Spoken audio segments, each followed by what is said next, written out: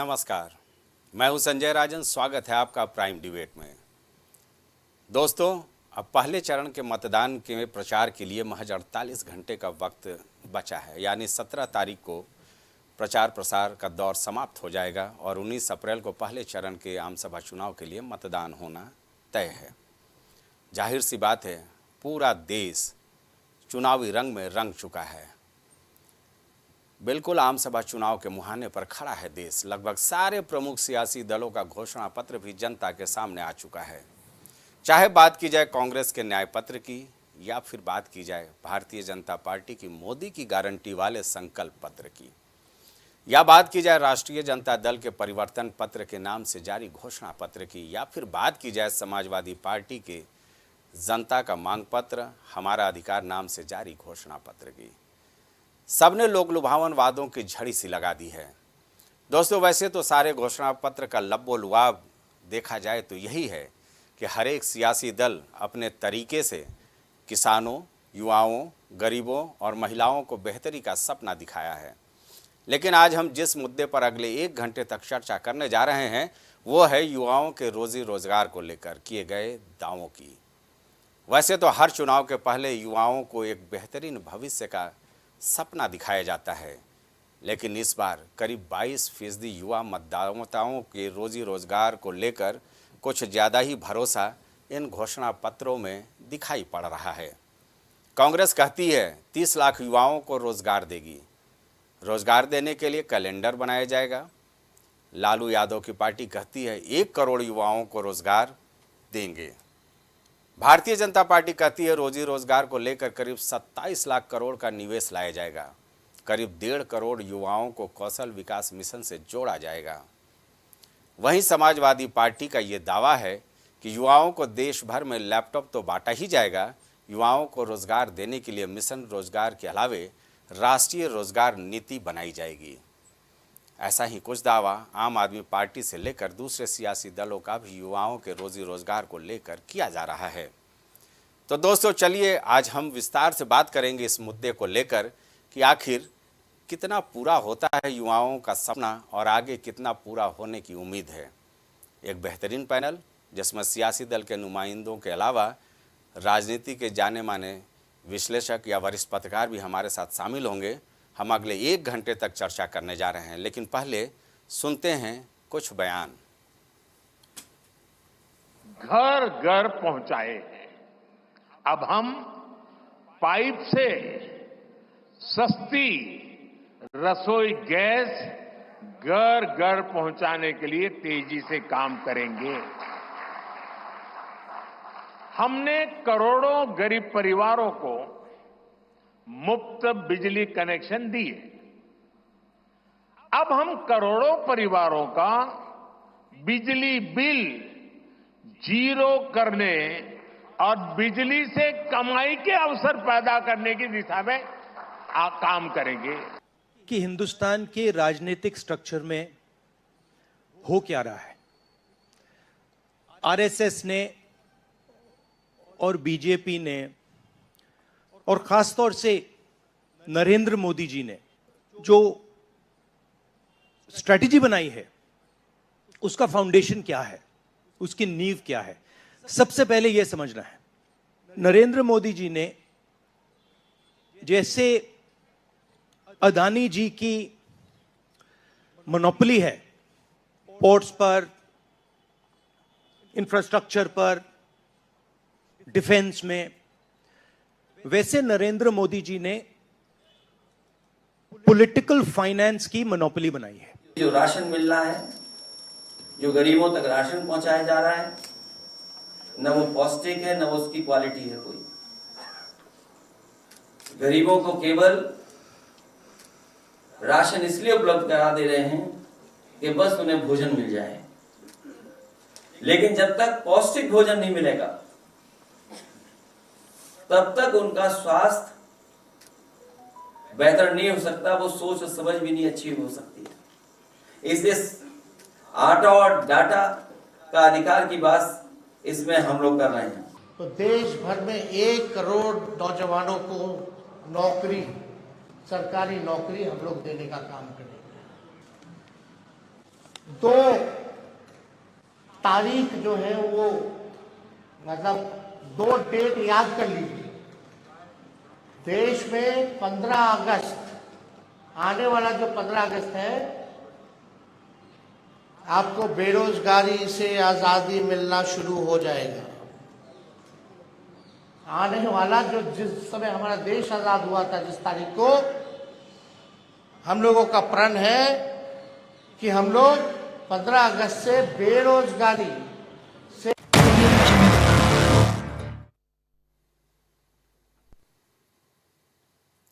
तो सुना आपने, अलग अलग सियासी दलों के अलग अलग वादे हैं, लेकिन जाहिर सी बात है आज हम सिर्फ युवाओं को लेकर जो सपने दिखाए जा रहे हैं इस चुनावी मंच से, उस पर आज हम चर्चा करेंगे। एक बेहतरीन पैनल हमारे साथ जुड़ चुका है। सबसे पहले शशिकांत तिवारी जी का हम स्वागत करना चाहेंगे। आप बीजेपी का पक्ष हमारे सामने रखेंगे। आजम खान साहब हमारे साथ स्टूडियो में मौजूद हैं। समाजवादी पार्टी का पक्ष हम इनसे जानने की कोशिश करेंगे। आजम साहब, आपका बहुत बहुत स्वागत है। रजनीकांत जी, प्रवक्ता राष्ट्रीय लोकदल, काफ़ी गंभीर नेता के रूप में इनकी पहचान है, इनका भी हम स्वागत करेंगे। स्टूडियो में हमारे साथ मौजूद हैं प्रवक्ता समाजवादी पार्टी अशोक तिवारी जी भी हमारे साथ मौजूद हैं। अशोक तिवारी जी, आपका भी बहुत बहुत स्वागत है इस चर्चा में। और राजेश आनंद जी, वरिष्ठ पत्रकार हमारे साथ हैं। इनके जरिए हम चर्चा को आगे बढ़ाने की कोशिश करेंगे।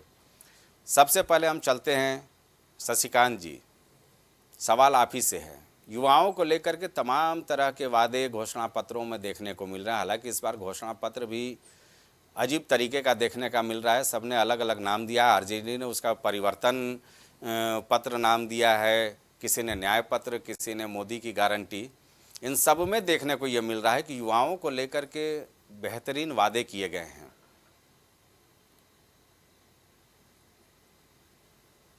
शशिकांत जी। जी देखिए, ऐसा है कि भारतीय जनता पार्टी जो अभी संकल्प पत्र में भी उसने जिक्र किया है और पिछले 10 साल से इस पे वो काम भी कर रही है।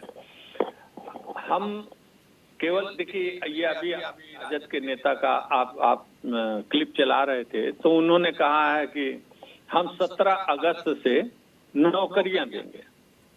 समाजवादी पार्टी भी अपने तरीके से, कांग्रेस भी अपने तरीके से कह रही है हम नौकरियां दें, 30 लाख नौकरी देंगे, कांग्रेस पार्टी कह रही। तो भारतीय जनता पार्टी केवल नौकरी की बात नहीं कर रही, नौकरी की भी बात कर रही है, साथ में रोजगार में स्वरोजगार की भी बात कर रही है।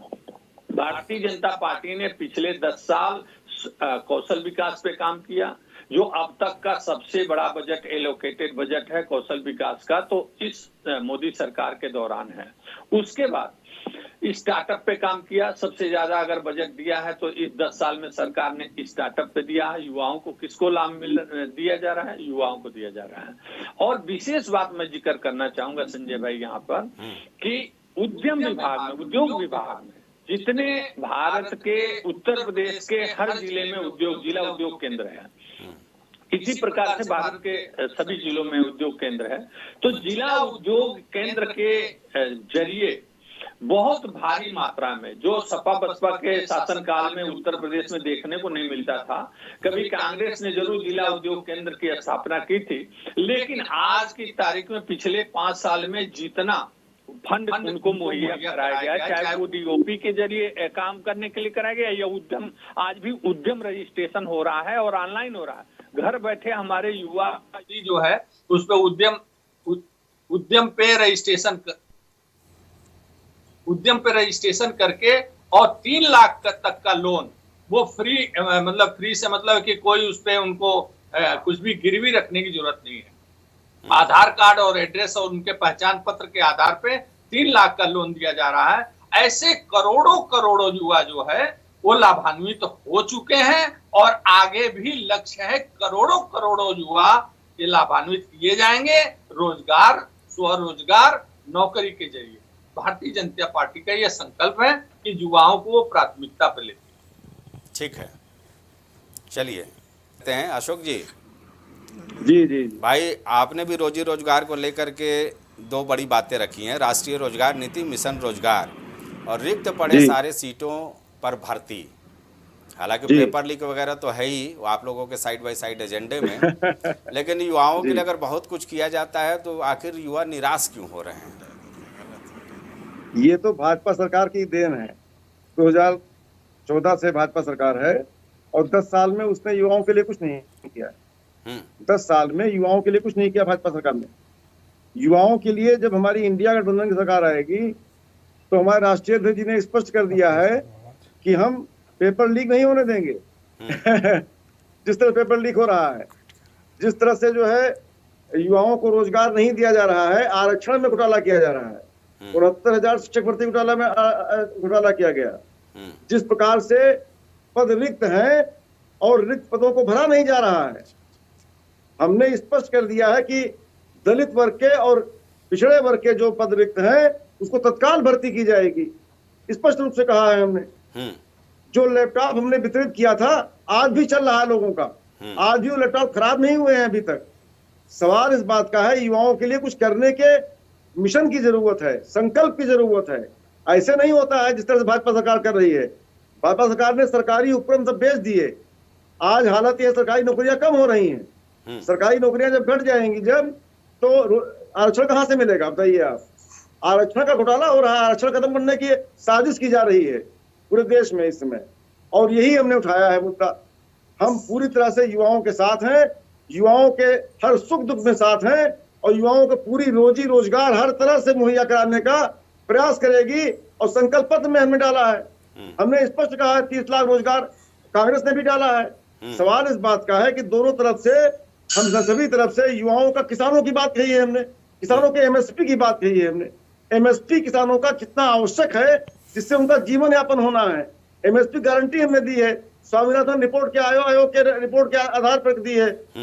किसानों को कर्जा माफ करने की बात कही है हमने। किसानों को कर्जा माफ करना कितना आवश्यक है। किसानों को 5,000 रुपया पेंशन देने की बात कही है हमने। 2.5 एकड़ से कम जिनके पास जमीन है। जी अशोक जी, किसानों पे आज चर्चा नहीं करेंगे, आज युवाओं को लेकर के हम चर्चा कर रहे हैं। भाई आपने कुछ तो प्लान बनाया होगा, राष्ट्रीय रोजगार मिशन, ये क्या होगा? राष्ट्रीय रोजगार मिशन में हम स्पष्ट रूप से रोजगार देने का भी प्रयास करेंगे और नौकरी देने का भी प्रयास करेंगे। दोनों तरह से रोजगार भी देंगे, नौकरी भी देंगे। रोजगार के लिए धन आवंटित करेंगे, उतना हम अपना धन लाएंगे, उतना जो है हमारे बजट में आएगा और बजट के हिसाब से लोगों को जो है रोजगार दिया जाएगा। जी इस बार हालांकि बेरोजगारी पेंशन संभवतः कुछ देते थे आप लोग, उसका जिक्र नहीं मिल रहा है। चलिए, नहीं, बेरोजगारी पेंशन की जरूरत ही नहीं है। चलिए रजनीकांत जी, भाई युवाओं को लेकर के राजनीति कोई नई बातें नहीं है, सारे सियासी दल इसको लेकर के दावा करते हैं और इसके पीछे मैं मानता हूं रजनीकांत जी कि जो 22% युवा मतदाता हैं इस बार आम सभा चुनाव में, सबके घोषणा पत्र में युवाओं को लोक लुभावन वादे किए जा रहे हैं। 2 बड़ा धड़ा है, एक तो आधी आबादी महिला और दूसरा युवा। हमें लगता है कि सारे सियासी दल इस पर डोरे डाल रहे हैं। हालांकि आपकी ओर से तो कोई घोषणा पत्र नहीं आया है, लेकिन मैं मान करके चलता हूं कि जो भारतीय जनता पार्टी मोदी की गारंटी संकल्प पत्र जारी किया है, संभवतः उससे आप भी इत्तेफाक रखते होंगे। जी देखिए, 2-3 बातें हैं। घोषणा पत्र जिस भी नाम से दिया जाए उसमें नियत बहुत ठीक होनी चाहिए कि कौन सा काम हो सकता है, कैसे हो सकता है। और सबने अलग अलग घोषणा पत्र दिया। आरजेडी ने अलग दिया, समाजवादी पार्टी ने अलग दिया, कांग्रेस ने अलग दिया। ये लोकसभा का चुनाव है और मेरे ख्याल से इस पर एक कॉमन मैन प्रोग्राम बना के एक इंडिया का घोषणा पत्र आना चाहिए था।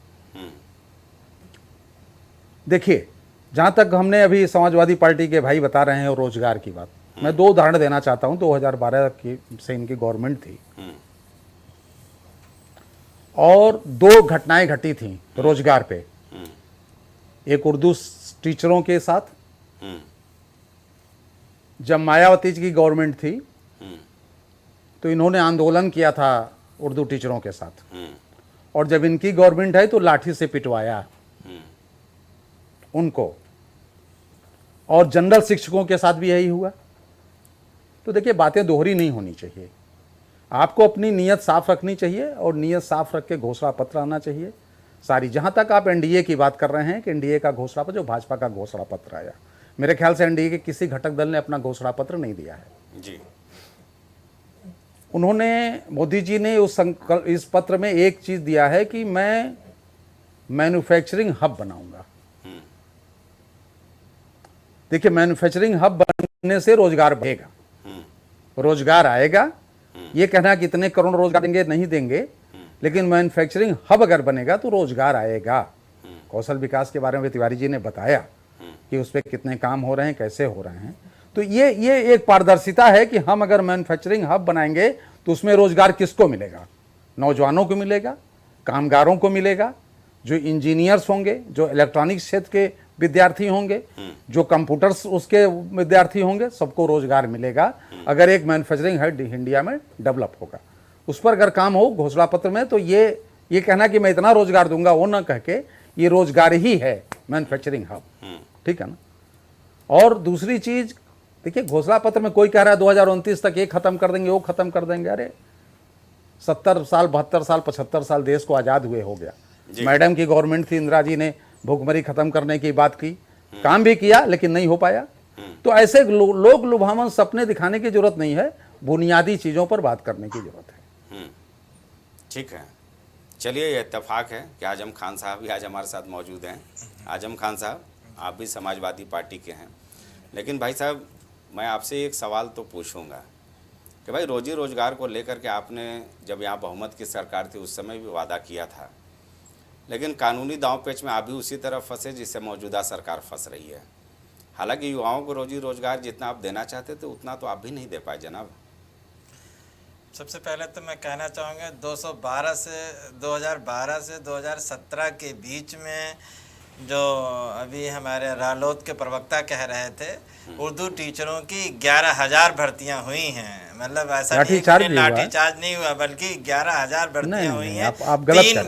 तीन बार एडवर्टीजमेंट निकाले गए हैं, या आप तथ्य चेक कर सकते हैं। दूसरी बात, हमने 2.25 लाख शिक्षा मित्रों को अस्थायीकरण किया था, जो आज 7 साल से योगी सरकार में परेशान है। न उन्हें मानदेय मिल रहा है और न ही उनके अस्थायीकरण का, हाईकोर्ट के बाद जब उनके अस्थायीकरण का वादा किया था भाजपा सरकार ने, न वो हो रहा है। हमने बेरोजगार युवाओं को वो बांटे थे, बेरोजगारी भत्ता दिया था। किसी भी सरकार ने पहली बार बेरोजगारी भत्ता दिया है। तो हमने युवाओं को कहीं ना कहीं संतुष्ट करने की कोशिश की थी और उन्हें बेरोजगारी भत्ता दिया था। और जो लैपटॉप बांटे थे वो आज भी उन युवाओं के काम आ रहे हैं। तो हमारी सरकार ने उस टाइम तमाम चीज़ों पे काम किया था और ज़मीन पे काम किया था, सिर्फ प्रोपेगेंडा नहीं किया था कि हम ये करेंगे। और 2024 जब आ जाएगा, यानी 2014 का जो वादा था मोदी सरकार का, 2024 में जब हम पहुंचते हैं तो वो वादे सारे फुस हो जाते हैं। यानी 2 करोड़ प्रति ईयर रोजगार के वादे का क्या हुआ? और जो इन्होंने कहा था स्किल डेवलपमेंट, यानी स्किल वाले का कोई डाटा इनके पास आज उपलब्ध नहीं है जो ये कह सकें कि हाँ, ये इन युवाओं को रोजगार मिला। मुद्रा लोन को ये 41 करोड़ बताते हैं। यकीन मानिए, अगर 41 करोड़ लोगों ने मुद्रा लोन लेके अपना आत्मनिर्भर बने होते तो आज भारत सरकार को 80 करोड़ लोगों को 5 किलो राशन नहीं देना पड़ता। अगर 41 करोड़ लोग आत्मनिर्भर बन जाते तो कहीं ना कहीं वो 1-2 लोगों का परिवार होगा। यानी 1 करोड़ 20 लाख 30 लाख जो हमारी आबादी है वो पूरी की पूरी कहीं ना कहीं आत्मनिर्भर बन चुकी होती। इसका मतलब जो सरकारी आंकड़े हैं और जो ज़मीन की हकीकत है, दोनों में गैप है और उसी गैप को हम इंडिया अलायंस के लोग पूरा करना चाहते हैं। यानी ज़मीन की बात करना चाहते हैं कि ज़मीन पे क्या मिला, आंकड़ों में हम बात नहीं करना चाहते हैं। ठीक है, राजेश जी, सुना आपने सियासी दलों का क्या दावा है, लेकिन हमें लगता है कि हमको और आपको, मुझे उत्तर प्रदेश में पत्रकारिता करते हुए 20-22 साल होने जा रहा है। आप तो 35 साल में। हर घोषणा पत्र में हम लोगों ने देखा है कि अलग अलग लोग लुभावन वादे होते हैं, तो फिर युवा आखिर परेशान क्यों है साहब? देखिए, राजनीतिक दलों के लिए बेरोजगारी जो है सदाबहार मुद्दा है और युवाओं के लिए सदाबहार समस्या। ये आज से नहीं है, हर साल पिछले 60 साल 70 साल से हर चुनाव में युवा मुद्दा होता है। इस बार विशेषकर मुद्दा इसलिए है कि हमारे ख्याल से दुनिया के सबसे बड़े लोकतंत्र में इस बार सबसे ज़्यादा युवा मतदाता है। लगभग 22-23% युवा हैं, 50-52% के करीब महिलाएं हैं। तो हर राजनीतिक दल ने युवाओं को अपने घोषणा पत्र में शामिल किया। 30 लाख देंगे, 1 करोड़ देंगे। बेसिक फर्क समझ लीजिए, रोजगार और नौकरी दोनों अलग अलग चीज है। दोनों रोजगार के लिए है, जीविका के लिए है, सारी चीजें हैं, पर सरकारी तंत्र में रोजगार देना और नौकरी देना दो अलग अलग पार्ट है। जी बिल्कुल। रोजगार देकर आप आत्मनिर्भर बना सकते हैं, नौकरी देकर आप सरकारी मुलाजिम बना सकते हैं या निजी क्षेत्रों में मुलाजिम बना सकते हैं। सरकारी दावे आते हैं 1 करोड़ नौकरी दे दूंगा, 30 लाख नौकरी दे दूंगा, 35 लाख मैं पिछले बिहार चुनाव जब कवर कर रहा था तो वहाँ पे राजद के एक वरिष्ठ नेता के पुत्र जो आजकल पार्टी संभाल रहे हैं, उन्होंने कहा था कि मैं हर साल 1 करोड़ नौकरी दूंगा। इस बार भी कहा है। इस बार भी कहा है। अभी बैठे थे जब मैं बाइक देख रहा था तो उन्हीं के पार्टी के वरिष्ठ नेता शायद जगतानंद जी थे पीछे बैठे, शायद मुस्कुरा रहे थे। तो कह देना बड़ा आसान है, 1 करोड़ को नौकरी देंगे, खजाना नहीं है आपके पास, वेतन कहाँ से देंगे? उत्तर प्रदेश में चल रहा है, आप देख लीजिए, शिक्षा मित्र आए दिन वेतन को लेके प्रदर्शन चल रहा है। नौकरी मिल गई है, वेतन नहीं है। तो सरकारी घोषणा कर देना कि मैं 1 करोड़ नौकरी दूंगा, 2 करोड़ नौकरी दूंगा, वेतन के लिए प्रावधान क्या किया गया है? समाजवादी के वरिष्ठ अध्यक्ष ने कहा कि भाई हमारा विजन है, एक रोजगार विजन करके, मिशन करके हम ये करें, पर उसका प्रारूप क्या होगा उसका विस्तार से कहीं जिक्र नहीं है। तो बेसिक जो रोजगारी की समस्या है, इसका मूल में जाने के लिए कोई पार्टी तैयार नहीं होती है। उसका सबसे बड़ा कारण जो है वो है शिक्षा और जनसंख्या। तो उस पे नियंत्रण है नहीं, मूल कारण तो जनसंख्या है ही, उसके अलावा शिक्षा, रोजगार परक शिक्षा नहीं है अपने यहाँ, बेसिक शिक्षा नहीं है। आप शिक्षकों की भर्ती में देख लीजिए, समाजवादी पार्टी ने अभी कहा कि हमने रोजगार दिया, और उसमें भी बड़ी पार्शलिटी आती है। आप पिछला देखें तो कई मामले अदालत में चल रहे हैं, किसी विशेष जाति की ही भर्ती हो गई, किसी विशेष समुदाय की ही भर्ती हो गई। आज की तारीख में शिक्षा इतना, मैं तो लखनऊ में ही कई ऐसे मौलानाओं को जानता हूँ, अभी मैं एक टीवी में देख रहा था कि वो संस्कृत में पारंगत हैं। बिल्कुल। और बड़ा विवाद हुआ इलाहाबाद में, आपको ध्यान होगा कि एक मुस्लिम की नियुक्ति हो गई थी शायद संस्कृत के विभागाध्यक्ष के रूप में, विभागाध्यक्ष के रूप में, तो बड़ा विवाद उत्पन्न हो गया। तो ये अगर शिक्षा रोजगार परक नहीं होगी, ये इस चीज के लिए सरकार को निचले स्तर पे सोचना होगा। होता क्या है, आप देख लें, किसी भी चीज की भर्ती निकलती है, एक चपरासी की मामूली भर्ती निकलती है, 50 लाख 60 लाख लोग उसमें आवेदन करते हैं। MBA, PhD, MBA, MA, graduate, engineer, ये चपरासी की भर्ती के लिए जा रहे हैं। हाँ, ये तो अखिलेश सरकार में मामला आया भी था, वो याद ही है अभी ताजा मामला आप देख लीजिए, बिहार में शिक्षकों की भर्ती हुई है। मैं वहाँ बिहार होकर आया हूँ अभी पिछले माह, वहाँ मैक्सिमम बिहार के जो शिक्षकों की भर्ती हुई है उसमें उत्तर प्रदेश के काफ़ी लोग नियुक्त किए गए। कारण अब शिक्षकों की दशा आप देख लीजिए कि जो पढ़ाने का स्तर है, खुद शिक्षक शिक्षित नहीं है। थोड़ी बहुत सख्ती हुई है BTC और इन लोगों पर। ग्रामीण क्षेत्र में स्कूलों की जो हालत है, अब एक हाई स्कूल पास ग्रेजुएट आप इंटीरियर रूरल से ले आते हैं, वो बेरोजगार रहेगा, जाहिर सी बात है, क्योंकि वो कंपटीशन फेस करेगा नहीं। उसने तो अपना जुगाड़ टेक्नोलॉजी से ग्रेजुएशन किया और वो बेरोजगारों के कतार में आके खड़ा हो गया। हालांकि ग्राउंड लेवल पर जाने के लिए निश्चित तौर पर नई शिक्षा नीति को लेकर के मैं देख रहा था, उसका मसौदा कुछ बेहतर नज़र आता है।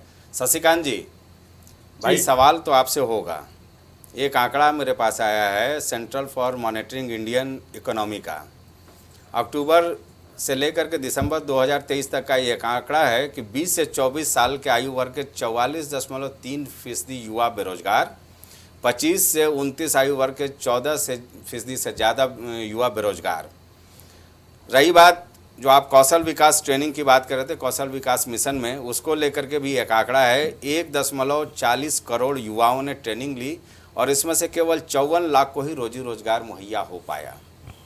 प्रतिशत आप निकाल सकते हैं, आधे से भी कम। तो हमें लगता है कि दावा करने से बेहतर है कि कुछ जमीनी स्तर पर कुछ बेहतर कार्रवाई हो। संजय भाई, अच्छी बात है कि आपने आंकड़ा दिया कि 54 लाख लोगों को हमने कौशल विकास से रोजगार दिया। ये 30 लाख नौकरी का ढिढोरा पीट रहे हैं ये जो हमारे विपक्षी साथी लोग। मैं थोड़ा सा रोजी रोजगार, नौकरी नहीं। हाँ जी, हाँ सुनिए, मैं एक दो चीजों पर और ध्यान दिलाना चाहूंगा संजय भाई कि पूरे देश में राष्ट्रीय ग्रामीण आजीविका मिशन और शहरी आजीविका मिशन के तहत रोजगार दिया गया।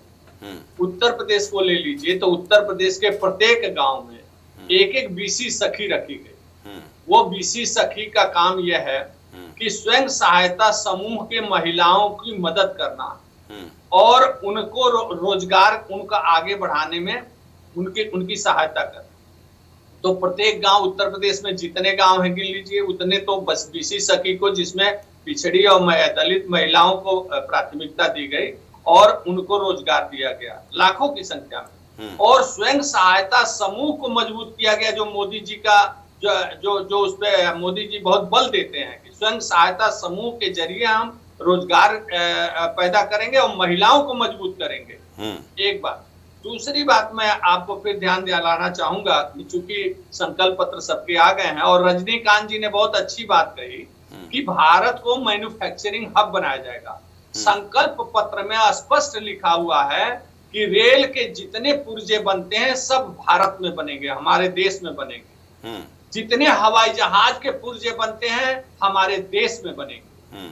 जितने यहाँ लड़ाकू विमान बनते हैं, राजनाथ सिंह जी ने उसमें बयान भी दिया है कि जितने छोटे विमान बनते हैं सब भारत में बनेंगे। यहाँ तक कि हम जो अंतरिक्ष में भेजे जाने वाली मिसाइल हैं वो भी हम भारत में निर्माण करेंगे और ये सारी चीजें भारत में निर्माण करेंगे और विदेशों को एक्सपोर्ट करेंगे। तो रोजगार किसको मिलेगा? भारत के लोगों को मिलेगा। क्या ये माहौल था पहले? ऐसा माहौल था कि ये लोग कह सके कि ऐसा ऐसा करेंगे? आज हम सक्षम ये बात कहने के लिए कि हाँ हम ऐसा करने जा रहे हैं। हमारे देश में स्वदेशी तकनीकी से सारी इंडस्ट्री यहाँ लगाई जाएगी और विदेश की तमाम कंपनियां हैं, दुनिया की जितनी रिप्यूटेड कंपनियां हैं सब भारत में आ करके इंडस्ट्री लगाने को लालायित है और एफडीआई के जरिए डायरेक्ट इन्वेस्टमेंट करने को लालायित है। और भारत सरकार ने ऐसा देश में माहौल बनाया है कि दुनिया की सारी प्रतिष्ठित कंपनियां भारत में रोजगार लगाने को तैयार हैं। उनके लिए जगह जमीन की व्यवस्था हो रही है, क्योंकि कोई इंडस्ट्री लगाने में 2, 4, 5 साल 7 साल लगता है। एक दिन में कोई इंडस्ट्री नहीं लगती है। बड़ी बड़ी इंडस्ट्री, टेक्सला जैसी इंडस्ट्री लगाना हो तो उसको इंफ्रास्ट्रक्चर देने में 5 साल 7 साल लगेंगे।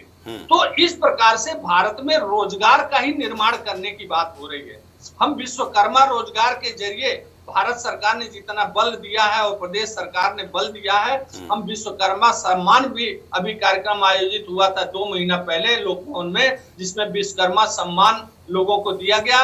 उन कारीगरों में से चुन करके जो कारीगर हमारे ऑलरेडी उद्योग विभाग से लाभान्वित होकर के अपना रोजगार लगा चुके हैं। केवल रोजगार, ये नौकरी देना रोजगार नहीं, भारत एक आत्मनिर्भर भारत बनाने की बात मोदी सरकार कर रही है। मोदी की गारंटी इस बात की है कि हम अपने देश को आत्मनिर्भर बनाएंगे, उसमें युवा भी लाभान्वित होगा और महिलाएं भी लाभान्वित होंगी। हमारा स्वरोजगार होगा और हम दूसरों को नौकरी दे सके। हमारा ऐसा युवा इंडस्ट्री लगाए, रोजगार लगाए कि वो दूसरों को नौकरी दे सके। इस बात पर भारतीय जनता पार्टी बल देती है। अशोक तिवारी जी से भाई आप इत्तेफाक रखते हैं बीजेपी का जो ये दावा है?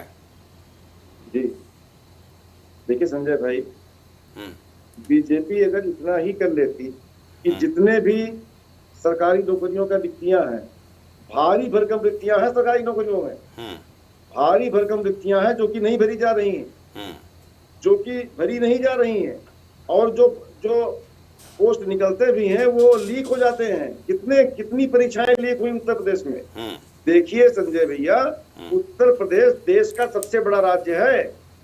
उत्तर प्रदेश से ही विकास संभव है पूरे देश का। और उत्तर प्रदेश ही चौपट है इस समय। उत्तर प्रदेश में इतना भारी भरकम MOU किया गया, MOU का ढुंढोरा पीटा गया, डिफेंस एक्सपो हुआ, लेकिन क्या हुआ? हाथ में कुछ नहीं आया, थोड़ा बहुत दिखा करके खत्म। मतलब जमीन ढूंढी जा रही है अभी तक कोई भी उसका फायदा नहीं मिला, कोई भी धरातल पर नहीं उतरा ठीक से। आंशिक रूप से कुछ थोड़ा सा शुरू हुआ है, बाकी भारी भरकम MOU धरे के धरे रह गए।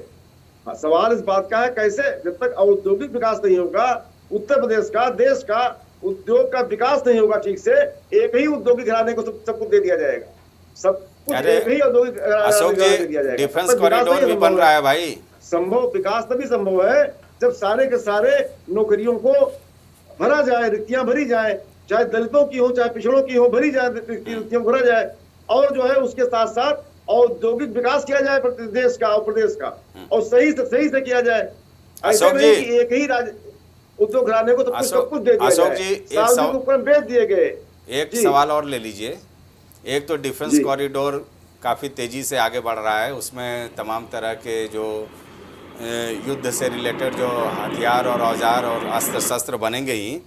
नवंबर 2023 तक 11 रोजगार मेले का आयोजन किया गया, ये भी डाटा है, और 7 लाख युवाओं को मोदी जी ने खुद वो नियुक्ति पत्र बांटा है। देखिए, नियुक्ति पत्र बांटने में सबसे आगे हैं मोदी। मोदी जी अपना दिखावा सबसे अच्छा करते हैं, दिखावा करने में माहिर हैं, लेकिन 7 लाख नौकरियों को देने से काम नहीं चलेगा। युवाओं को जो है भारी भरकम नौकरियों की जरूरत है। देश में भारी भरकम बेरोजगारी फैली हुई है। खाली ऊंट के मुंह में जीरा करने से काम नहीं चलेगा, नंबर 1। नंबर 2, पूरे तरह से सुनियोजित तरीके से जब रोजगार का एक उपक्रम चलाएंगे, पूरे तरह से जब धन आवंटित करेंगे, बजट देंगे उस चीज को, तब काम हो पाएगा। और जो सार्वजनिक उपक्रम बेचे गए ये भी गलत किया गया है इन्होंने। एक ही औद्योगिक घराने को सारी ताकत दे देना, ये कहाँ का न्याय है? इससे उद्योग नहीं बढ़ता है। मध्यम वर्गीय जो औद्योगिक घराने हैं वो पिस रहे हैं इस समय, लघु उद्योग आगे बढ़ नहीं पा रहे हैं। औद्योगिक नीति ही गलत है मोदी जी की, उद्योग की नीति गलत है। एक ही उद्योग घराने को आगे बढ़ा देना, ये कहाँ का न्याय है? आप बता दीजिए शशिकांत जी। इससे दिक्कत आएगी नहीं आएगी? भाई एक ही घराने को आप क्यों दे रहे हो? आपकी औद्योगिक नीति गलत है, अशोक तिवारी जी का कहना है। इसका जवाब दे लीजिए, फिर रजनीकांत जी के पास आएंगे। संजय भाई का ऑडियो मिल नहीं रहा है तिवारी जी का। अशोक तिवारी जी ने सवाल खड़े किए हैं कि आपकी औद्योगिक नीति गलत है, एक ही घराने को आप सारा काम दे रहे हैं। यानी इशारों में उन्होंने वही अडानी का नाम लिया है। नहीं, देखिए बात यह है कि जब सारा इंफ्रास्ट्रक्चर देश में बड़े स्तर पे हो रहा है, तो आप जानते ही हैं कि कोई भी बड़ा काम जब होता है तो बड़े ठेकेदार आते हैं। अब जैसे पिछली सरकार, उदाहरण मैं देता हूं कि पिछली सरकार में, अखिलेश सरकार में स्टेडियम मान लीजिए बनाने की बात आई हो, चाहे SCL बनाने की बात आई हो, तो हम आरोप लगाएं कि SCL क्यों आया, इनके इंटरेस्ट से SCL आ गया। इंटरनेशनल स्टेडियम बना तो इनके इंटरेस्ट से आ गए। तो ये तो आरोप है, वो हम लगा भी सकते हैं, लेकिन हम यहाँ आरोप नहीं लगाना चाह रहे, उदाहरण दे रहे हैं। तो जब बड़ा इंफ्रास्ट्रक्चर खड़ा करना हो, पूरे देश में 5G नेटवर्क बिछाना हो, पूरे देश में गांव-गांव 6G नेटवर्क बिछाना हो, तो बड़े प्लेयर ही तो आएंगे। आप कैसे कह सकते हैं कि एक छोटा आदमी जिसके पास पूंजी नहीं है वो लगा देगा? बड़े प्लेयर को उतरना पड़ता है, और सरकारी टेंडर में बड़े प्लेयर, बड़े ठेकेदार उस काम को करके देता है। सारे के सारे एयरपोर्ट, क्या और कोई औद्योगिक घराना नहीं, और कोई उद्योग वाला व्यक्ति नहीं है, और कोई औद्योगिक घराना नहीं है, ऐसे ऑडियो नहीं मिल रहा है क्या? ऑडियो नहीं मिल रहा है, आप जवाब सुन लीजिए, फिर आप बोलते रहिए। भाई शशिकांत जी तक ऑडियो पहुंचाए या अशोक तिवारी जी का, जिसे वो जवाब दे सके। हाँ बोलिए शशिकांत जी। हाँ, तो मैं ये कह रहा हूँ कि काम तो वही करेगा ना जो उस लायक। देखिए, एक आरोप लगता है कि भारतीय जनता पार्टी की सरकार बनने के बाद भी समाजवादी पार्टी में जो ठेकेदार काम करते थे अखिलेश सरकार में, वही ठेकेदार काम कर रहे हैं भाजपा सरकार आने के बाद भी, 17 के बाद भी, ये आरोप लगता है। तो ये आरोप इसलिए लगता है कि भाई वो ठेकेदार सक्षम थे तब भी काम करने के लिए, और वही ठेकेदार अब भी काम कर रहे हैं। तो काम तो वही करेगा ना जिसके पास क्षमता होगी, उतने पास कैपेसिटी होगी, अपना पैसा लगा के काम करेगा। उद्योग का एक ही घराना है देश के अंदर, सारे के सारे एयरपोर्ट और कोई लेने को तैयार ही नहीं था का। आपने कानून में संशोधन किया, आपने कानून में संशोधन करके और एक ही व्यक्ति को दे दिया सब चीज।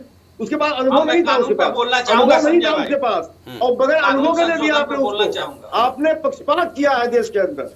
जी ठीक है, लेकिन इससे युवाओं के रोजगार पर असर नहीं पड़ेगा भाई। जो कंपनी होगी युवाओं को रोजगार तो उतना ही देगी जितनी उसकी क्षमता है। जरा मैं कानून संशोधन पर अगर आप कहें तो मैं इनका जवाब दूं। हाँ शशिकांत जी बताएं जल्दी। देखिए इंडी गठबंधन में है ये, इनको सुनना चाहिए कि कांग्रेस, अगर भारत के संविधान में सबसे ज्यादा संशोधन किसी ने किया तो नेहरू जी ने 17 बार किया, इंदिरा गांधी जी ने 27 बार किया और राजीव गांधी जी ने 14 बार किया। तो सबसे ज्यादा बार संशोधन तो इन्होंने किया। तब तो आरोप नहीं लगा कि ये कानून को धज्जी उड़ा रहे हैं। तब ये कहेंगे कि कानून की धज्जी उड़ा चुके हैं ये लोग पहले ही। आज आप बार बार आरोप लगाते हैं और कटघरे में खड़ा करते हैं। और अंतिम लाइन, एक लाइन और हमको 30 सेकंड दीजिए। हमारे एक साथी और समाजवादी के दूसरे बैठे हुए हैं, उन्होंने कहा आंकड़ा कहा। तो भाई अगर 41 करोड़ आप बोल रहे हैं, आंकड़ा सही नहीं हो तो 10% पे आ जाओ, 4 करोड़ पे आ जाओ, 4 करोड़ मान लो। एक बात। दूसरी बात, कल मैंने प्राइम टीवी के दोपहर 12 बजे के डिबेट में मैं था, तो इसमें बात हो रही थी कि युवाओं को रोजगार की बात उसमें आ गई थी। उस डिबेट में चुनाव संबंधित डिबेट था। मैंने एक पुस्तिका दिखाई थी प्राइम टीवी पे इसी 12 बजे, कल 12 बजे संडे को। मैंने ये दिखाया था कि देखिए 19 में भारतीय जनता पार्टी ने जो संकल्प किया था, जो घोषणा पत्र किया था, तो उसकी जिम्मेदारी है भारत सरकार की, उसकी जिम्मेदारी मोदी सरकार की कि वो जवाब दे कि हमने कितना उसको पूर्ण किया। सभी संकल्प पत्रों के एक बिंदु पे जवाब भारत सरकार ने दिया है और हमारा संकल्प नाम से एक पुस्तिका छपवाया है जिस पर अशोक, भारत सरकार का चिन्ह अशोक लाट लगा हुआ था। और वो पुस्तिका बांटी गई है आज के 4 महीना पहले। 4 महीना पहले सरकार चुनाव घोषणा के पहले। आप उसमें देख लीजिए, आपको पूरा डेटा मिल जाएगा। उसमें कौशल विकास पर भी डेटा है, उसमें उद्यम पर भी डेटा है, उसमें स्टार्टअप पर भी डेटा है, उसमें नौकरियों पर भी डेटा है, और उसमें हर प्रकार के युवाओं को किस प्रकार लाभ दिए गए उसमें डेटा है। आप पढ़ लें, उसको मंगा लें। हमारा संकल्प भारत सरकार ने जारी किया है और वो पुस्तिका पूरे देश में बटी है। हाँ, कुछ डाटा मैंने भी उससे निकाला है। रजनीकांत जी, भाई युवा रोजी रोजगार की हम बात कर रहे हैं, 2 तथ्य रखना चाहूँगा। यूपी में सिपाही भर्ती 60,000 पद, 50 लाख से ज़्यादा आवेदन। हरियाणा में 13,000 सीटों पर भर्ती थी, क्लर्किकल पोस्ट था, ये 13 लाख से ज़्यादा आवेदन। भाई ऐसी स्थिति बन क्यों रही है? युवा रोजी रोजगार के लिए आप सोच लीजिए, 60,000 पद और 50 लाख आवेदन, एक इसका वो भी पेपर लीक हो जाता है, वो भी सब। इसका एक मेन कारण है कि इसको पेपर लीक एक बहुत बड़ी समस्या है। अभी आते हैं उस पे पहले। हाँ, इसको झुठलाया नहीं जा सकता कि सरकारी नौकरी लोग करना चाहते हैं। ज्यादातर लोग सरकारी नौकरी ही करना चाहते हैं और वो अपने आप को पीएफ पेंशन के द्वारा सुरक्षित करना चाहते हैं। तो ये एक मतलब उस तरफ लोगों का आकर्षण ज्यादा है। आप अभी बात कर रहे थे समाजवादी पार्टी में, हम उसके पहले मायावती जी की सरकार को बता दें कि सफाई कर्मी की भर्ती में भी पीएचडी लोगों ने आवेदन किया था, जो नाले में कूद करके सफाई करके दिखाए कि मैं अच्छी सफाई कर लूंगा।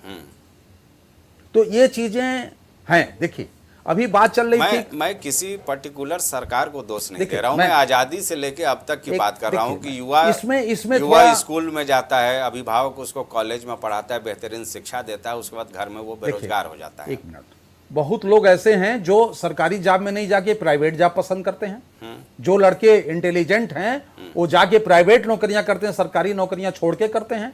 वहां जाके उनकी लाइफ सेट है, वो कितने लाखों के पैकेज पे चल रहे हैं। सुनिए, देखिए अभी जो बात चली कि किस कंपनी को काम कैसे, तो देखिए ये एक फार्मूला है टेंडर्स का, एक नियम है।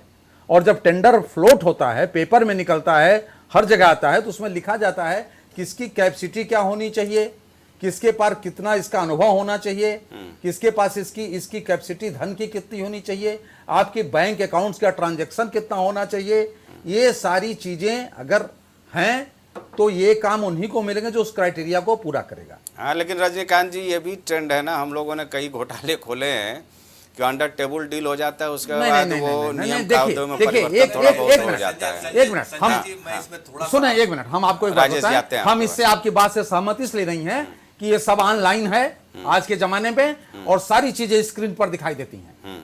अगर आप नहीं देख पा रहे हैं तो ये आपकी कमी है। आप देखो, आप खोलो और उसको देखो क्या है। अगर उसमें कुछ कमी है तो उस टेंडर में आप ऑब्जेक्शन करो ना कि ये कमी हुई, क्यों नहीं करते? हम टीवी पे बैठ के सारा काम नहीं कर लेंगे, हमको उतरना पड़ेगा। बात सुन लीजिए, नहीं बात सुन लीजिए, मोदी जी को अभी बताया कि मेरी बात सुन लीजिए आप। मैंने आपको बहुत साल कर दिया, मैंने आपको कानून में आपकी बात पे बोल रहा हूँ, कानून में संशोधन नहीं, इस पर कोई संशोधन नहीं है। ठीक है अशोक जी, इस पर कोई संशोधन नहीं, आप गलत कर रहे हैं। अशोक जी अभी आ जाएंगे आपके पास, अभी आपके पास आ जाएंगे, पहले रजनीकांत जी का सुन लीजिए, फिर मैं भी तर्क दूंगा। इस स्कीम पर कोई संशोधन नहीं है कि आप टेंडर्स में पारदर्शिता नहीं है, इस पर कोई संशोधन नहीं है। बाकी कोई चीजें हैं उस पर आप बात करिएगा, इसमें कोई संशोधन नहीं है, सब ऑनलाइन है और सारी चीजें आज अभी कोई चीज फ्लोट है तो आप टीवी पर और अपने कंप्यूटर्स पर, लैपटॉप पर, मोबाइल पर देख लीजिए, सारी चीजें ओपन है, उसमें कोई वो नहीं है। उसके क्राइटेरिया हैं कि कौन आएगा। अगर आप उसमें गलत टेंडर डाल दिया, आप उस डॉक्यूमेंट को फुलफिल नहीं कर पाएंगे तो आपके ऊपर वाले को दे दिया जाएगा। अगर वो जेन्युइन है उसको उसमें भी काउंटर ऑफर दिया जाता है कि ये टेंडर इतने में था, अगर आप इतने पे करना चाहें तो करें। अगर वो काउंटर ऑफर एक्सेप्ट करता है तो उसको मिलता है। और बाकी चीजें जो आप कह रहे हैं उस पर अगर कोई ऐसा है तो आपको उस पर कानूनी कार्रवाई करनी चाहिए। हम हो, आप हो, कोई हो। नहीं क्यों नहीं करते? एयरपोर्ट नहीं नहीं था, मेरी बात सुनिए, एयरपोर्ट का अनुभव नहीं था, नहीं ऐसा नहीं हो सकता, क्या बात करते हैं? ऐसा नहीं हो सकता। उन्होंने किसी कंपनी से अरे भाई एक मिनट सुनिए, जब आपको नई जानकारी है, उन्होंने किसी एयरपोर्ट, एक मिनट अशोक जी सुनिए, तिवारी जी, अशोक जी आपके पास आ जाएंगे, पहले सुन लीजिए। उन्होंने किसी एयरपोर्ट की कंपनी से ज्वाइंट वेंचर किया होगा, ये भी नियम है आपकी गवर्नमेंट की। नहीं वो ज्वाइंट वेंचर करके आप ले सकते हैं। अगर आपकी फर्म उस काबिल, उसमें थोड़ा कमी आती है तो आप किसी बड़े कंपनी से ज्वाइंट वेंचर करके वो काम ले सकते हैं। इसको आप जानिए, पहले आप जानिए इसको। आप नहीं जान रहे हैं तो आप बहस ना करिए ना, आपको नहीं मालूम है। ठीक है, आपको नहीं मालूम है टेंडर की प्रक्रिया को लेकर। सुनिए, नहीं ये है, हम इस पर काम किए हैं, हम पढ़े हैं इसको। सुनिए, मैं गलत नहीं कर रहा हूँ, अगर गलत कर रहा हूँ तो आप मुझे बताइएगा। उसकी ज्वाइंट वेंचर होती है कोई सी कंपनी से जिसका इसका अनुभव होता है, उसे वो कंपनियां ज्वाइंट वेंचर लेती हैं, वो उसको देती है और उसमें 33% अगर इनका अनुभव तो उसको दे दिया जाता है काम। ये सरकारी सब फार्मूले हैं और सारी चीजें इस हिंदुस्तान के उस पर ओपन है, सारे फार्मूले, इसमें कहीं कोई छुपी हुई चीज नहीं है। दूसरी चीज देखिए, हमने एक तारीफ में कांग्रेस का करूंगा, प्रधानमंत्री योजना के अंतर्गत उन्होंने 1-1 लाख रुपए का लोन बांटना शुरू किया। उद्योग विभाग से ही मिलता था वो, जो उत्तर प्रदेश में उद्योग विभाग बनाएगा उसी से मिलता था। उसमें बहुत लोगों ने काम करके आज बहुत आगे हैं।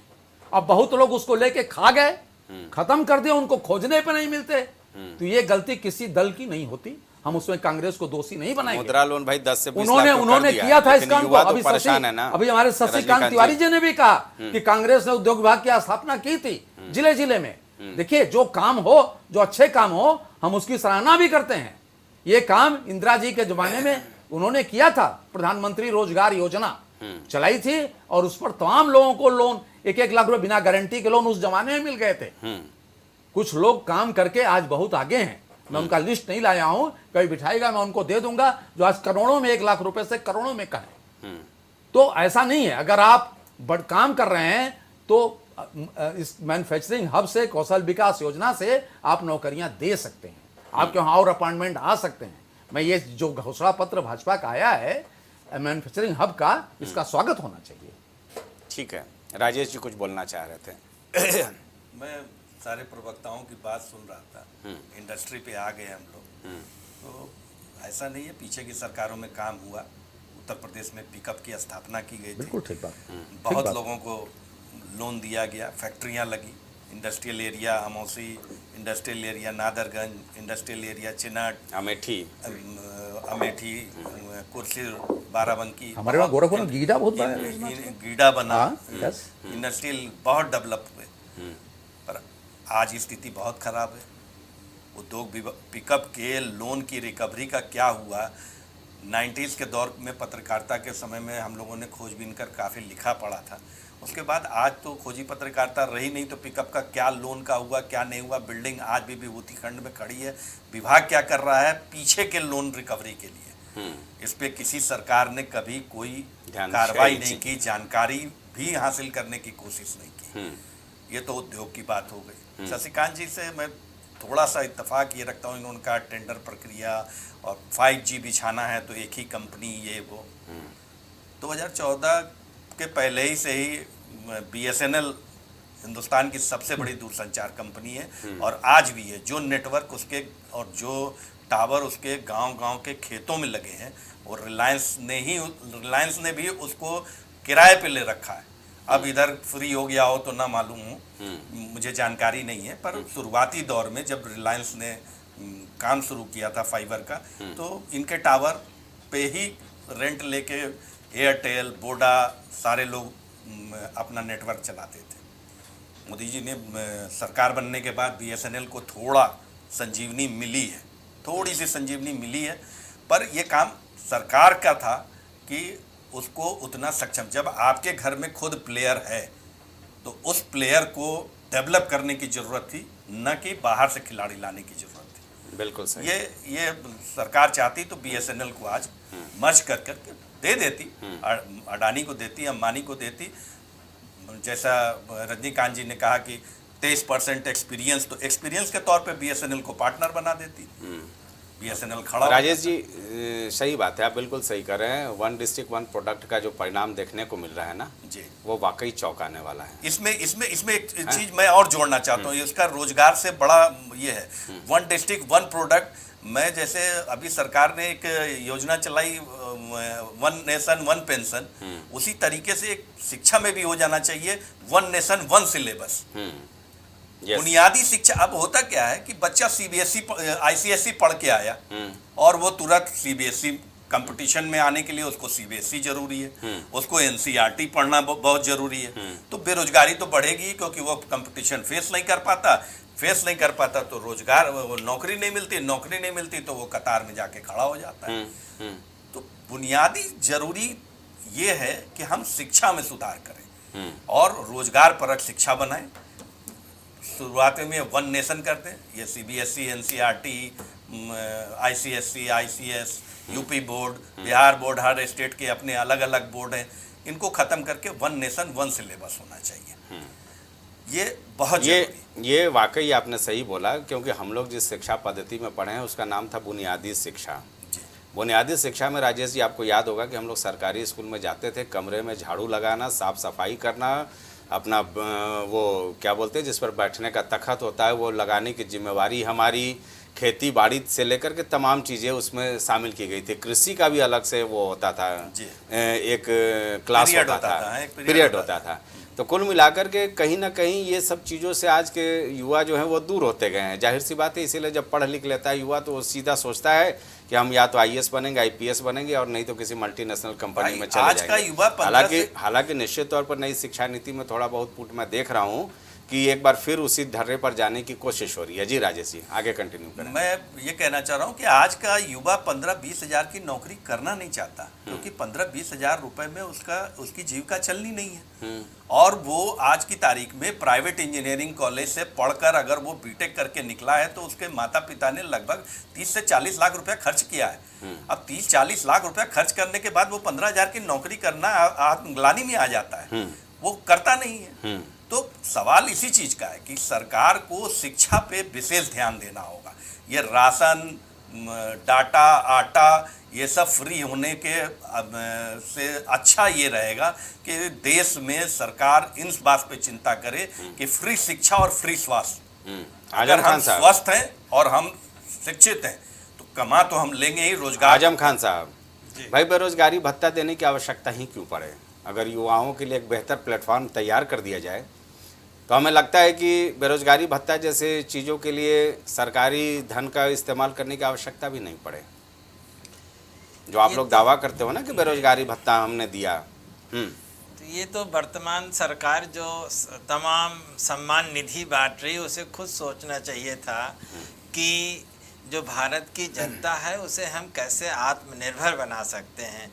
अगर देश आत्मनिर्भर बन जाता तो यकीनन ना उसे किसान सम्मान निधि की ज़रूरत पड़ती, ना उसे विश्वकर्मा सम्मान निधि की ज़रूरत पड़ती, ना ही 5 किलो राशन की ज़रूरत पड़ती।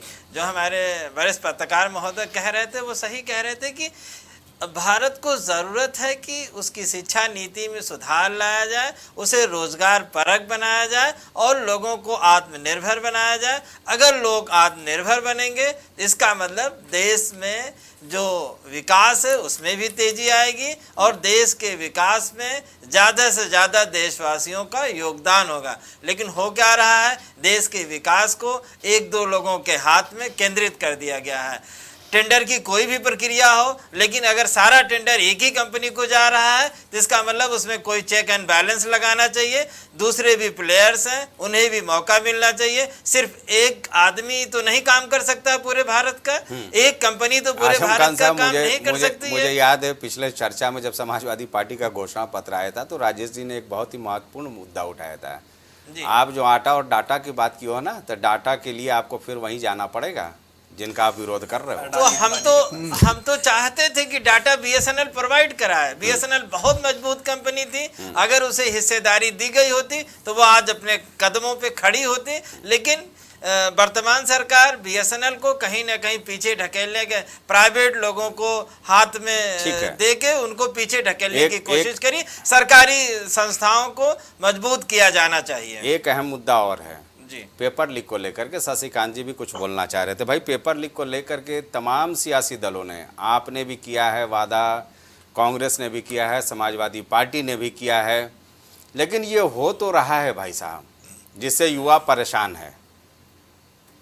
हाँ बिल्कुल संजय भाई, ये गंभीर विषय है और इस पे भारतीय जनता पार्टी ने इस विषय को अपने संकल्प पत्र में स्थान दिया कि पेपर लीक का जो मामला है इसको बहुत ही गंभीरता से लेकर कानून बना करके और पेपर लीक ना हो इसकी पूरी व्यवस्था की जाएगी, ताकि हमारे युवाओं के साथ जो भी समय उनका बर्बाद हो रहा है, पैसा बर्बाद हो रहा है, जीवन बर्बाद हो, तो ये ना हो, पुनरावृत्ति ना हो। इस पे भारत सरकार कानून बनाने जा रही है ताकि किसी भी राज्य में कोई इस तरीके से युवाओं के साथ उनकी समय की बर्बादी ना हो। चलिए एक मुद्दा तो मुझे घोषणा पत्र में युवाओं को लेकर के मिला, जिसमें कि अशोक तिवारी जी ने भी ये वादा किया है, कांग्रेस ने भी ये वादा किया है और आपने भी ये वादा किया है कि पेपर लीक किसी भी कीमत पर नहीं होगा। अशोक जी भाई आप भी सहमत होंगे कि पेपर लीक होना युवाओं, लाखों युवाओं के भविष्य के साथ खिलवाड़ है। पेपर लीक सुनियोजित तरीके से कराया जा रहा है, हमारा कहना ये है जी। और मैं कहना चाहूंगा मुझे भैया कि जो है स्पष्ट रूप से देश में रोजगार परक शिक्षा की जो बात आई, बहुत अच्छी बात आई। रोजगार इंटर के बाद से ही तकनीकी शिक्षा जिसको जिस दिशा में जाना हो उस दिशा में जाए और उसको रोजगार का एक चार्ट आउट मास्टर प्लान बनाना चाहिए। देश राष्ट्रीय स्तर पर और उत्तर प्रदेश के स्तर पर एक मास्टर प्लान होना चाहिए जिसमें एमएसएमई, आपका लघु उद्योग और मध्यम उद्योग को बहुत ज्यादा बढ़ावा देने की जरूरत है। आज बहुत ज्यादा खाली बड़े उद्योग घराने ही सब कुछ नहीं कर पाएंगे, खाली बड़े उद्योग घराने के सहारे नहीं देना चाहिए और उद्योग घरानों में आपस में कंपटीशन भी जाना चाहिए। आपस में कंपटीशन होगा तो ज्यादा विकास होगा देश का। एक ही उद्योग घराना सब कुछ संभाले ऐसा ठीक नहीं है। हमारा किसी उद्योग घराने से विरोध नहीं है, मैं किसी चाहे अडानी जी हो चाहे अंबानी जी हो उनका भी स्वागत करता हूँ मैं, लेकिन उनको उनके हिसाब चलाया जाए ना। उनको एक ही घराने को तो दे दिया जाए, हर चीज सबको दिया जाए, सबकी भागीदारी हो देश में और सभी आगे बढ़े। इस तरह से काम होना चाहिए। ऐसा सेटिंग नहीं करना चाहिए, सेटिंग गेटिंग भ्रष्टाचार ये नहीं होना चाहिए ना देश के अंदर, और ये हो रहा है इसमें। आप इलेक्ट्रॉनिक बॉन्ड को देख लीजिए, इसी के दफा पड़ता है, चंदा आ जाता है। अरे अशोक जी, आज मोदी जी ने एक साक्षात्कार दिया है, उसमें कहा है कि 2047 का जो विजन है बीजेपी का, वो पूरे देशवासियों का विजन है, एक विकसित भारत बनाने का विजन है। अरे 47 में कहाँ चले गए, अभी 29 झेल है, 24 से हारने जा रहे हैं, अभी कहाँ। ये तो हवाई बातें करता है व्यक्ति, ये व्यक्ति हवाई बातें करता है, झूठ बोलता है, बहुत ज्यादा झूठा व्यक्ति है। 14 में आया था, महंगाई पे गला फाड़ता था, बेरोजगारी पे गला फाड़ता था, और डॉलर को बराबर करता था, 2 रुपए के बराबर ले आता था डॉलर को। ठीक है अरे राजेश जी, है भाई, ठीक है। 2000 की बात कही, किसानों की आय दोगुनी करने की चलिए बात है, अशोक जी देखा जाएगा जनता किसके साथ जाती है, लेकिन एक आखिरी मैं आंकड़ा दूंगा और राजेश जी आपसे इस पर विश्लेषण चाहूंगा। चुनाव आयोग का ऑडिट, अशोक जी सुन लीजिए, बड़े काम का है अशोक जी, बड़े काम का है, ये सुन लीजिए, आपके लिए भी फायदेमंद होगा चर्चाओं में शामिल होने के लिए। चुनाव आयोग का ऑडिट रिपोर्ट मैंने निकाला था। जो बड़े राजनीतिक दल हैं उन्होंने अपने प्रचार प्रसार पर 6,500 करोड़ रुपए खर्च किए। बीजेपी इसमें 3,600 करोड़ यानी 56%, और कांग्रेस 1,400 करोड़ 21%। राजेश जी आपसे विश्लेषण चाहूँगा। हमें लगता है कि अगर इसको हम रोजी रोजगार में कन्वर्ट कर दिए होते तो शायद बेहतर होता ना कुछ। नहीं तो ये तो बेहतर हमारे सपा और ये मेरा आंकड़ा नहीं है, चुनाव आयोग का ऑडिट रिपोर्ट का है। बिल्कुल सही आंकड़ा है ये, और ये अभी जारी हुआ है। इसमें सबसे बड़ी बात सोचने की है कि विपक्षी दलों को भी सोचना होगा। इसीलिए शायद मौजूदा सरकार वन नेशन वन इलेक्शन का कंसेप्ट लेके आ रही है कि जो चुनावी खर्चे हो रहे हैं उनको कैसे रोका जाए। देश की स्थिति यह है कि हर माह कहीं ना कहीं किसी स्टेट में कोई ना कोई चुनाव चल रहा होता है, जो जिसका आर्थिक बोझ जो है वो देश पे ही पड़ता है, चाहे वो राजनीतिक दल के रूप में पड़े, चाहे सरकार के ऊपर पड़े, क्योंकि सरकारी। लेकिन राजेश जी मेरा सवाल बेशक हाइपोथेटिकल हो सकता है। मैं ये चाहता हूं कि अगर आप काम इतना कर दो कि जनता खुद ही आपको पसंद कर ले, उसके लिए प्रचार प्रसार और विज्ञापन की आवश्यकता क्या है? बिल्कुल बिल्कुल बिल्कुल बिल्कुल। ये तो बड़ा आश्चर्य होता है। इस पे कभी आगे के डिबेट में चर्चा होगी तो मुझे तो बड़ा आश्चर्य होता है कि लोगों के टिकट कट क्यों जाते हैं। 5 साल किसी भी अपने कंस्टिट्यूंसी को सुधारने के लिए एक सांसद या एक विधायक के लिए पर्याप्त समय है। मुझे नहीं लगता कि 5 साल में अगर वो निस्वार्थ मन से सेवा करके भाव से या विकास के दृष्टिकोण से क्षेत्र में काम कर ले तो उसको अगले चुनाव में किसी के पास वोट मांगने जाने की या प्रचार प्रसार की जरूरत होगी। ठीक है, आखिरी में मैं वक्त राजेश जी यहीं तक हमें इजाजत था। अशोक जी एक जल्दी युवाओं की तरफ से सारे सियासी दलों के लिए मैं 4 लाइनें बोलना चाहता हूं कि खाली कंधों पर थोड़ा सा भार दीजिए। मैं बेरोजगार हूं साहब, रोजगार दीजिए। जेब में पैसे नहीं डिग्रियां लेकर घूमता हूं, रोजाना अपने ही नजरों में गिरता हूं। तो सारे सियासी दलों को यह सोचना होगा कि युवाओं का कैसे रोजगार दी जाए, कैसे नौकरी दी जाए, कैसे उसे आत्मनिर्भर बनाया जाए, क्या संशोधन किए जाए, इस पे विचार करना बहुत जरूरी। वाकई 22% युवा मतदाता हैं और जाहिर सी बात है इन युवाओं को लोक लुभावन वादे तो किए जाते हैं, लेकिन हमारी उम्मीद यही रहेगी कि इस बार 2024 में जो भी सरकार बने युवाओं के इस सपनों को वाकई साकार कर सके। फिलहाल इस चर्चा में यहीं तक। हमारे साथ जुड़े सारे मेहमानों का बहुत बहुत धन्यवाद। नमस्कार।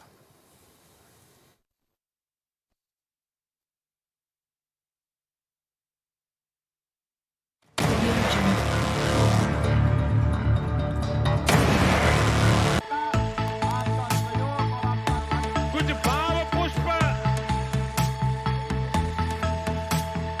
आप देख रहे हैं प्राइम टीवी, सच साहस सरोकार। हरी कृपा रामबाण तेल इस्तेमाल करने का क्या प्रभाव पड़ा? मैम हमने टीवी पे ऐड देखा रामबाण तेल का, तो उसको मैं बच्चों से कह के मंगवाया। मेरे घुटनों में दर्द काफ़ी देरों से रहती थी। फिर उसको मैं 10-15 दिन इस्तेमाल किया। उसके बाद मेरे को काफ़ी राहत महसूस हुई।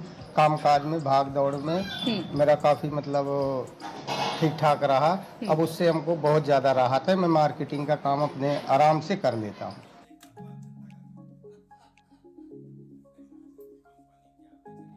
छूट नहीं पाएगी अब यूपी की